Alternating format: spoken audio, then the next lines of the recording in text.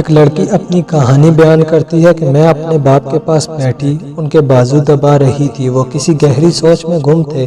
پھر اچانک انہوں نے کہا، میں تمہیں ایسے ہی ڈانٹتا ہوں، دل سے کبھی نہیں ڈانٹا، کیونکہ تمہیں سامنے پڑی چیز نظر ہی نہیں آتی۔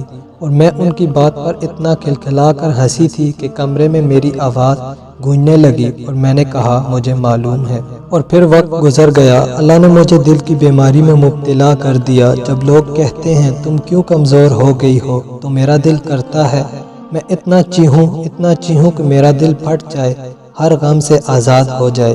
میرا باپ مر گیا، تم لوگوں کو پتہ نہیں چلتا، سالوں گزر جاتے ہیں، اپنوں کے بچھڑنے کا یقین ہی نہیں ہوتا۔ کاش آپ ایک بار واپس آ جائیں، مجھے آپ کو کچھ بتانا ہے۔ باپ کے مرنے سے زندگی کا مفہوم بدل جاتا ہے، یہ کوئی یتیم سے پوچھے۔